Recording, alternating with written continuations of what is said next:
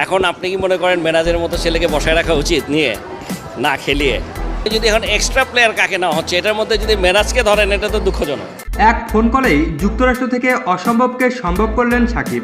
মিরাজকে নিয়ে মাঝরাতে দেশ ছাড়লেন বিসিবি পাপন। বিস্তারিত জানুন পুরো ভিডিও জুড়ে।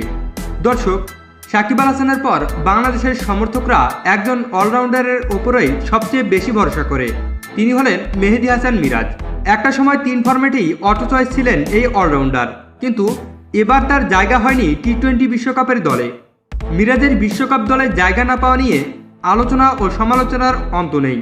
মিরাজের মতো একজন অলরাউন্ডার কেন দলের সঙ্গে নেই, সেই প্রশ্নের কোনো শেষ নেই।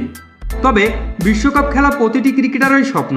মিরাজ ও নিশ্চয়ই স্বপ্নভঙ্গের বেদনা পুষছিলেন। তবে মনের কষ্ট মনে আটকে রেখেছিলেন জাতীয় দলের এই তারকা অলরাউন্ডার। কিন্তু হঠাৎ করে সাকিবের চাওয়াতে ভাগ্য খুলে যাচ্ছে মেহেদী হাসান মিরাজের। কেননা সাকিব আশাবাদী যে বিদেশের মাটিতে ভালো কিছু করতে পারবে মেহেদী মিরাজ। এছাড়াও সাকিব নিজেই বলেছেন, আমার কথা তো বলাই যায় না, কোনো না কোনো ম্যাচে ইনজুরিতে পড়লাম, তখন কাকে খেলাবেন। এমনকি সে কারণেই সাকিব আল হাসানের এক ফোন কলেই মিরাজকে নিয়ে দেশ ছাড়লেন বিসিবি বস নাজমুল হাসান পাপন। তো দর্শক, হঠাৎ করেই সাকিবের এমন সিদ্ধান্ত আপনারা কি চোখে দেখছেন তা অবশ্যই জানিয়ে দিবেন আমাদের কমেন্ট বক্সে।